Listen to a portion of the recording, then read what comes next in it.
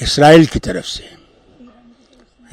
طرف سے جو بمباری پھر سے شروع ہو گئی ہے، یہ دکھاتا ہے کہ اسرائیل پہنچ گیا ہے اس بات پہ کہ وہ مسلمانوں کو ساری زمینوں سے نکالنا چاہتا ہے۔ یہ ثابت ہو گیا ہے۔ افسوس تو اس بات کا ہے کہ کئی ملکوں نے اب ان کو قبول کر لیا کہ یہ ایک ملک ہے جو فلسطین ہے۔ اس میں جرمنی بھی ہے، اس میں اسپین بھی آ گیا ہے، اور میں سمجھتا ہوں اور بھی ملک ہیں جو اس کو اب قبول کرنے والے ہیں۔ مگر کس چیز کو قبول کریں گے جب وہاں کوئی لوگ ہی نہیں ہوں گے؟ تو کس کو قبول کریں گے؟ مجھے حیرانی ہے کہ ہم اس وطن میں جہاں گاندھی کو پیدا کیا، جس نے ناانصافی کے خلاف پوری زندگی گزاری، آج ہم چپ ہیں اور ہم یہ تماشا دیکھ رہے ہیں کہ کس طرح بے گناہوں کو مارا جا رہا ہے اور کچھ بھی نہیں کہہ رہے۔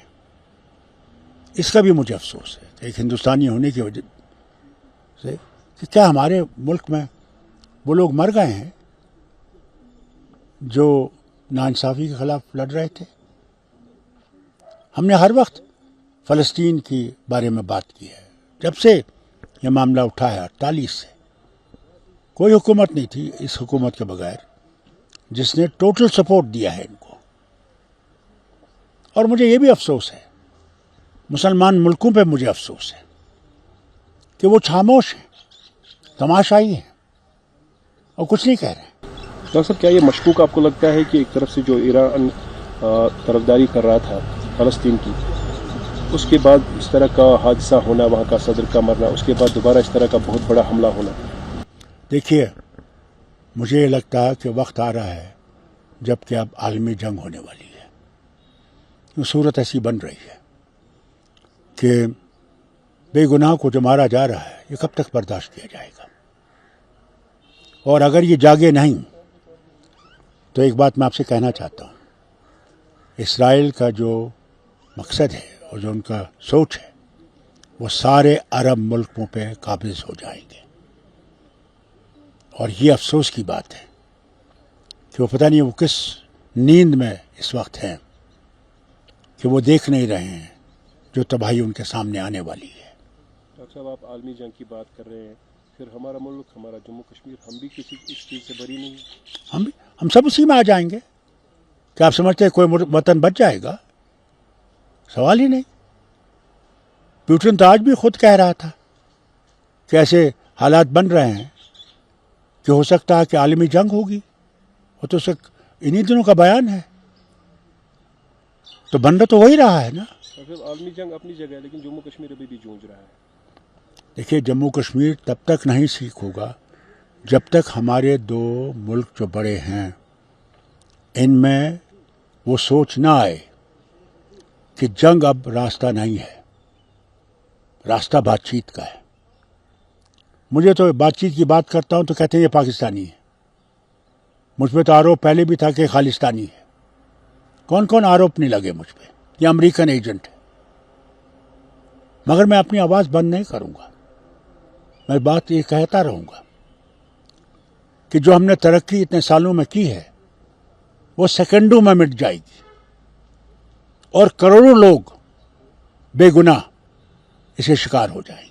ڈاکٹر صاحب، اکراس دا بارڈر وہ پوزیشن، وہ ایٹماسفیئر ہے جن سے بات کی جا سکتی ہے، لیڈرشپ پراپرلی ہے نہیں وہاں پہ؟ دیکھیے، اللہ کرے اس الیکشن کے رزلٹ اچھے آئیں، اور اگر اچھے آئیں گے تو انشاءاللہ ہم بھی کوشش کریں گے ان سے کہنے کے لیے کہ بات چیت کا راستہ ہی صحیح ہے۔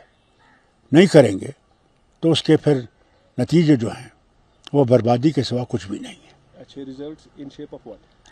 In the shape of that new government coming in Delhi and the present dispensation being thrown out.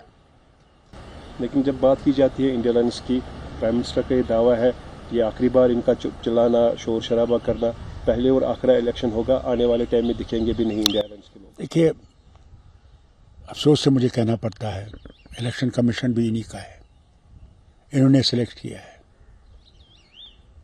سب کچھ انہی کے پاس ہے، ایڈمنسٹریشن ساری انہی کے پاس ہے۔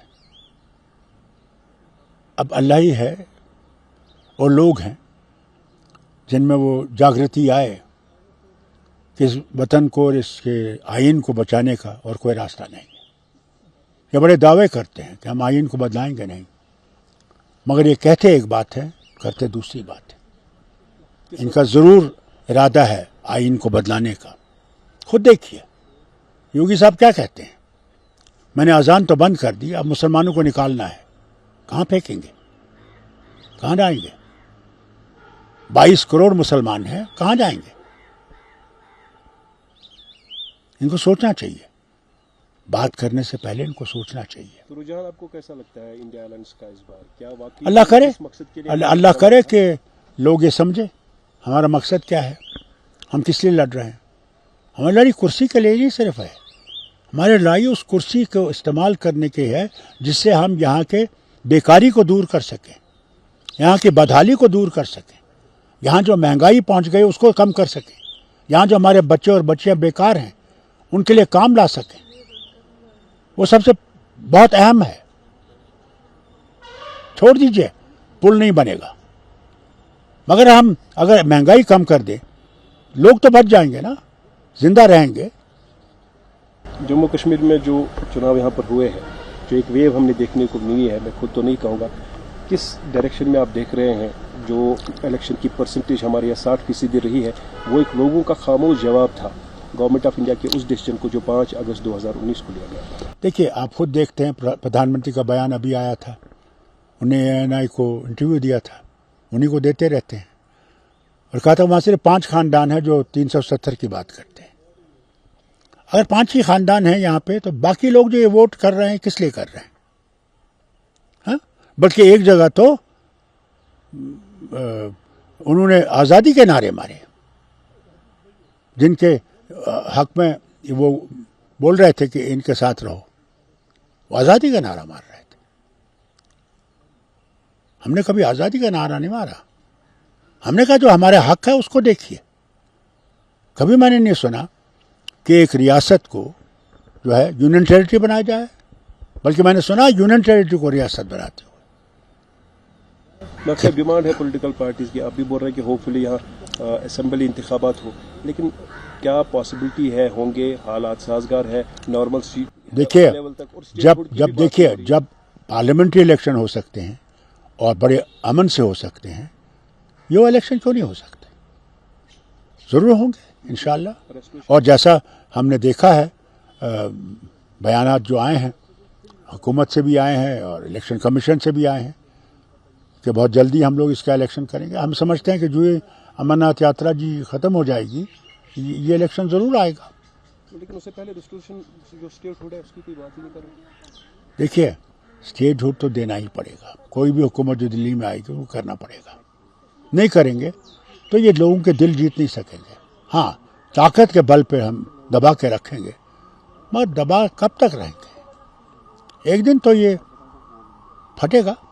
اچھا لگتا ہے کہ پاکستان کی طرف سے بھی یہ چاہت نہیں ہے کہ اس بار انڈیا کی گورنمنٹ مودی کی گورنمنٹ آ جائے، کیونکہ وہاں سے کبھی دیکھیے کیا جا رہا ہے کہ پاکستان کے بارے میں کچھ نہیں جانتا. کیجریوال کے بارے میں تعریف. دیکھیے پاکستان جہاں تک سوال ہے اس کے نہ تو مجھے خبریں آتی ہیں، نہ ان کا ٹیلی ویژن یہاں آتا ہے، نہ ہمارے اخبار جو ہیں جو بالکل ہی بیکار ہیں کچھ لکھتے ہیں. اس لیے پاکستان کی سوچ کیا ہے اور ان کا کیا کرنا میں اس سے بالکل بے خبر ہوں. انڈیا الائنس کے منتری ہو یا انفرادی طور جو پارٹیاں، کسی نہ کسی بہانے کوئی نہ کوئی ریٹ، کوئی نہ کوئی ایلیگیشن ضرور ہوتی ہے. ششی تھرور کو بھی کہا گیا تھا کہ جو گولڈ اسمگلنگ میں اس کا نام آتا ہے، جبکہ اس نے کہا تھا میرا کوئی بندہ تھا، فارمر کوئی پے تھا، کچھ سونا سیز کیا گیا تھا ایئرپورٹ پہ. اب وہی ڈول پھر سے بجا رہا ہے کہ یہ لوگ انڈیا الائنس چلا رہے ہیں. کئی ڈول بجیں گے، کیوں گھبراتے ہیں؟ سچائی چھپ نہیں سکتی بناوٹ کے اصولوں سے، یہ خوشبو آ نہیں سکتی کاغذ کے پھولوں سے. یہی بات ہے. ہم سے بات کرنے کے لیے